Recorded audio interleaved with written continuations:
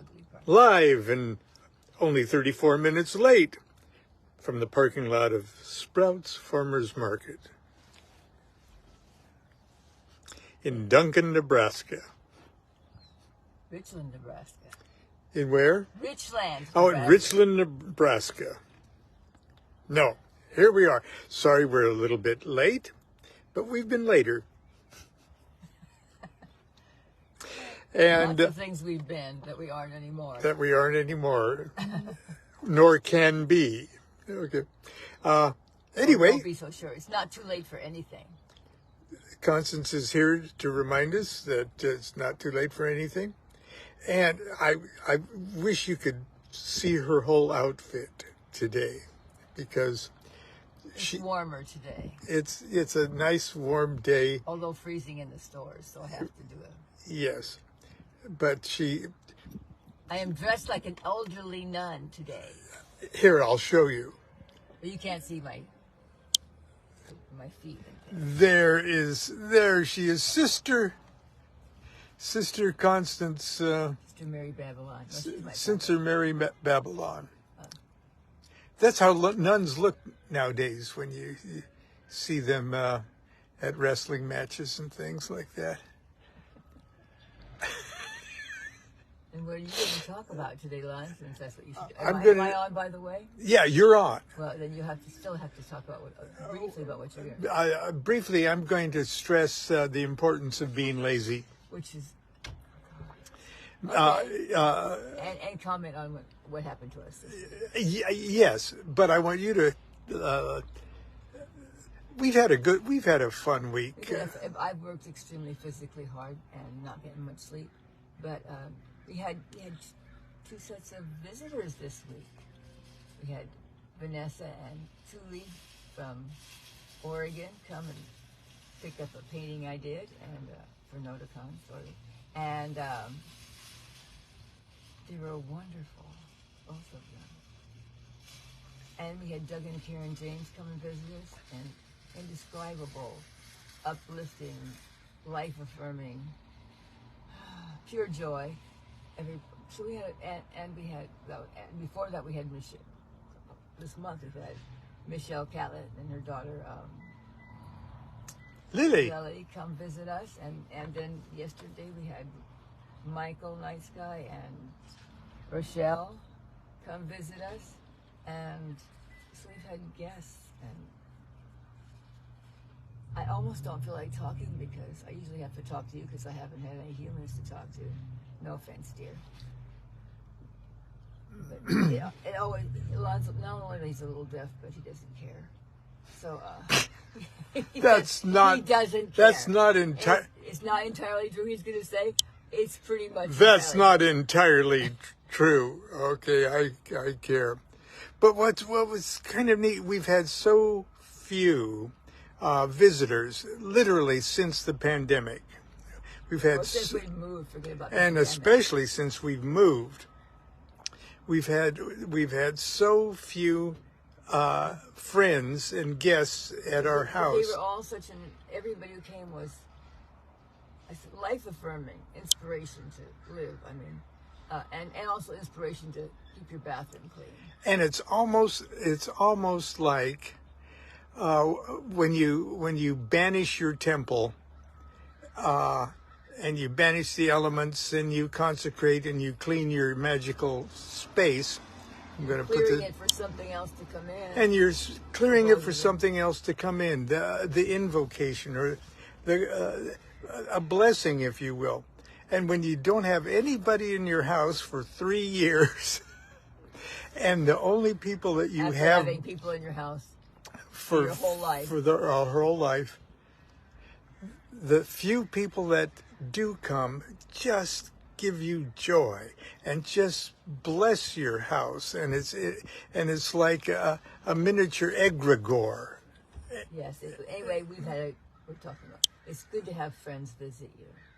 So yes. Even if you're not trapped in a city where you don't want to be, or beg your friends from other places to come visit you for short periods of time. That's what. Anyway, we also have been looking for a bookcase My books have been upstairs in a closet in boxes, and they're not that awesome books, but I kind of have a mini reference library, and I have strange things. And I wanted it out because what's the use of having them? Anyway, so we looked on, I think it was Facebook Marketplace or something, and found a drivable distance place for a house somebody was selling it for a modest price, a office type book, about 36 inches tall or something, bookcase, and it fit perfectly in the space in the closet where I wanted. And the closet is in our upstairs area. A loft, like this little, it's a loft kind of area without a bathroom. I've done a couple shows from upstairs. So, but it was extremely heavy bookcase. I mean, very heavy, and about 36 by 36, and pretty darn deep shelves too, like 12 inches or something, deeper than usual. So it was very heavy. And the lady where we got it helped me. We put it in the car. But it wasn't that easy either. I shut the door. Yeah, and opened. No, I opened it though. But anyway, and I think Lon helped me get it out of the car, down by about just out the door, and then he went in the house. And of course, I'm impatient. We've got a bookcase. We have to get to work with this. So Lon was laying down, and I went and got some pieces of cardboard and two doormats, sturdy ones, and because women built the pyramids, drug it along the grass, got it on there, and drug it on the grass, very slowly, and then somehow, I have no idea how I did the same thing, up 3 steps into the house. And in front of the staircase, I did that thing, got in front of the staircase, which is just across from the bathroom. I mean, it's not, our house isn't that big. That part took long. It didn't take long. And then I called Lon and said, Lon, we have to get this. Okay, first of all, you'll see later, I'm going to take pictures of stuffed animals in the corner of where the staircase There's turns. a landing. There's 2 sets of stairs. And I have all my stuff, most of my stuffed animal friends and stuff up there on the landing, and some childlike pictures cut out from children's books and things up there, because I need to remember what I wanted to do when I was 11. I think the first part is like 8 steps, and then there's a landing, and then a right turn, and like about 6 steps. Yeah. I think both steps are more than that, but anyway, okay, and there's this bookcase. We're trying to explain how we did this. Lon had to help me because there's no way I was going to walk this up. But once we got it up the first step, it's very heavy, and it's bigger than the step, and one of us had to be, both of us couldn't even be on the sides of it. Right. There's no place almost to grip this bookcase either. Right. And it was really, anyway, we were stranded on the staircase. Both of us stranded on a staircase, and thank God we'd peed before, because it took us a long time. And when Lon says, "Well, we called somebody to help us." Well, now one of us or both would have been crushed to death. I said, "There's no way we're going to wait. We're going to get this up here." And once we got it at least half of the way, we had to get it all the way up, or we physically could not get down. So, because you couldn't set it anywhere. It was bigger than the stairs. So somehow, I don't know, it was the Penn and Teller magic on how you do this magic trick, levitate this bookcase up a turned staircase. You just do it. Yeah. So somehow we just did it. It was miraculous, and it fit perfectly. And since I hadn't really measured, I just guessed. It was perfect. So some of my books are happy in this little bookcase. So we had that adventure, and then we cleaned then Lon went through boxes of books, and so we've been going through boxes of books and straighten up the loft a little bit. I don't have my altar put up yet, but eventually. And I still have to make 2 smallish bookcases not for books. You'll do that. In the dining room, sure. I have the plans drawn out. I impressed myself with the plans. Well, the dare to be lazy aspect of it. I'm going to turn it around for a second. Well, I'm asking- The dare to be lazy Sounds like aspect the of it. opposite of dare to be lazy. Yes. Now, obviously, Constance wasn't lazy. She did 99.99% of the physical labor. But if we were truly not lazy, we would have called a couple of strong friends. It sounds like the lazy thing to do. Yeah. But by the time you use up the goodwill with somebody who doesn't really want to come, And they're it would not have gonna taken come with time, days. and Days it would have come. and it was our will to get it up there really fast, immediately, you know. And Or at least mine. it was Constance's will, which is Lon never wants to do anything, so it doesn't matter. That's true. His books could stay in the box forever. well. Anyway, we willed that Yeah, thing it was up. miraculous. Yes, and the Penn and Teller thing that Constance is talking about is there was a very cute Penn and Teller, the magician's book, that's how to do certain magic tricks. And there's one magical trick that is eating ants, and they have a photograph of Penn, or whoever the silent one is. I can never remember. And he has thousands of ants crawling into his mouth. And he's got this look on his face. And it said, How do you do that magic trick? how do you do that magic trick? And then you turn the page and said, no trick, just do it. A lot of magic tricks are like that. In fact, a lot of Real magic is is just like that. Yeah, real magic is like that too. No matter how much, how much time you spend in preparation and your artwork and your tools and everything else, just do it. Anything else you need to add, dear? You're not, I'll leave now, and you're going to do more, right? Yes, I'm going to do more, but No, am I still on? yeah, you're still on. Why? Oh, You were talking. say goodbye. Goodbye. Oh. Thank you for. Have a good week and do something that you didn't think you could do. Okay. Yes, just do it. Anyway, my phone is. I'm putting this here. Okay. Do you need anything out of the back? No, I am. I'd say totally prepared, but you know that's not true. Yes. Okay. She's always prepared. No, I'm not. I don't know where my mask is, so I will try to find it. Let's see. It's blue. It's either in my purse. Is it blue? Excuse us for a second. Don't worry. Talk amongst I won't yourselves. even find it or use my other one. Don't worry. Okay. You'll probably come out when I move. Let's see if I've got it here. Oh, I lost it. Now it seems like I'm being facetious or trying to be goofy or something when I say dare to be lazy, and that when I say that I'm the laziest magician in the world, it's true, isn't it, dear? You're the laziest everything I've ever known. Yeah. Thank you. But that's not, I'm used to it. It's true. Okay. He has other good qualities. Yeah, and it may seem like I do a lot of things and write a lot of books and do music and stuff, but I only do that because doing anything else would be harder. He didn't want a real job.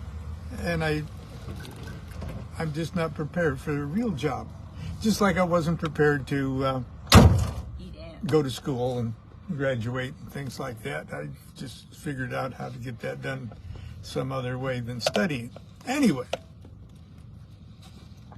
I'm going to read just one little tidbit here from one of the very, very first published works that I was involved in, where Christopher Hyatt and I wrote 4 books. We co-authored together 4 books, and one of them was at the time called The Enochian World of Aleister Crowley, and subtitled Enochian Sex Magic, because Dr. Hyatt was, that was his sort of psychological specialty. But I wrote this part of chapter 2 here, that's just at the very beginning, about just getting magic straight. Now, if you don't have a copy of The Enochian World of Aleister Crowley, it's published in several editions. And even though it's a very slim volume, and it deals mostly as an extended commentary on Crowley's Liber Chanokh, and then The Vision and the Voice, and it's very, very fundamental, and it sort of explains what the elemental tablets are and why they're colored the way they are, and there's step-by-step coloring instructions, because if you do it yourself, just coloring these 156 truncated pyramids, just coloring them on a flat piece of paper, you immediately understand the whole method to the madness of the subdivisions and subdivisions of elements, and it's a very, very practical introduction to something you could read in the morning and do a real Enochian magic in the evening. Okay, so that's The Enochian World of Aleister Crowley. There's editions published by New Falcon Publications and Original Falcon Publications, and the titles may vary, but by Christopher S. Hyatt and Lon Milo DuQuette. Before we start, let's get something straight. And then I've got little quotes from my dear friends Christopher S. Hyatt and another one from David Wilson. The student who waits to master the subject before proceeding to perform magic will never master the subject nor proceed to perform magic, or for that matter, anything else.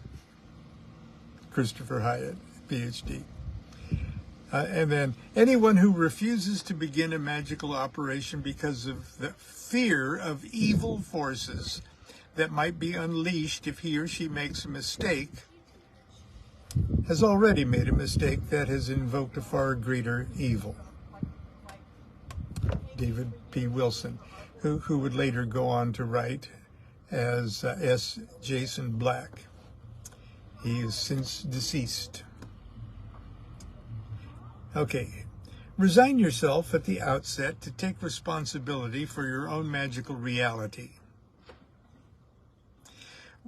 When you firmly assume this responsibility, you'll realize that there is no Enochian universe per se. There's only your universe, which you can access by the Enochian formulae. There's no Enochian magic per se. There's only your magic, facilitated by the methods of the Enochian system. This is not to argue the concept of spirits and angels having certain objective reality. Indeed, the fundamental operating principle of evocation is to give outward substance to inner realities. But the sooner you rid yourself of preconceived ideas of how all this is going to manifest, the sooner you'll be able to recognize it when it really does start to manifest. For example, let's compare the Enochian system of Dr. D to a more familiar, quote, system, unquote, of another Elizabethan genius. The sensitive theater goer reaps a rich harvest of intellectual and spiritual rewards whenever he or she sees a play by William Shakespeare. Each character in the play, whether they're the hero or the villain, each character speaks truth from their particular perspective, and it's up to us as the audience to analyze these truths and apply them toward the understanding of our own lives. Restated in magical language, every angel in the system, divine or demonic, declares their nature from their particular perspective. And it's up to me as the magician to analyze their communication and apply that knowledge to the understanding of the great work. These truths would be the same truths if the actors were dressed traditionally or as cowboys or aliens, space aliens. Granted, you might be distracted and miss the point of Hamlet's soliloquy delivered by a giant amoeba or something, but a biologist might find it quite profound. Dare to be lazy. If you're truly interested in performing Enochian magic, there's more than enough information between the covers of this little book to help you grasp the theory, build the equipment, and perform the magic. In fact, you're encouraged to do so. Following the suggestions in the sections that follow, you'll avoid many time-consuming mistakes that have traditionally plagued the Enochian student. Supplementary to the text of Chanok, that's Crowley's Liber Chanok from the Equinox, I've provided comments to each of the major sections and have additional diagrams in the appendix. I strongly suggest that you read these and refer to the diagrams while you read Chanok. You'll save many hours of confusion and frustration if you'll just take this simple advice. Also, pay special attention to the hints that are put there to steer you clear of the rocks of Crowley's thrifty use of the Enochian language, not to mention his downright omissions and a typo or two. Make it easy on yourself. Dare to be lazy. Being lazy requires, and your attempt to avoid doing something, wasting your efforts and your energy on getting something done when you could do it perhaps faster and expending less energy. It requires you to trigger, to evoke within yourself your own imagination, your own creativity, your own sense of adventure. Being lazy is about the most unlazy thing that a magician can do. And sitting around waiting until you think you've got absolutely every I dotted and every T crossed in your magical theory, you'll never start. And as you're likely to live through even the most terrible breach of magical decorum, you'll probably live through it. And you'll definitely learn more from your mistakes than you will your successes. That's it for Tuesday in the parking lot. Hope to see you tomorrow. Do what thou wilt shall be the whole of the law. Love is the law, love under will.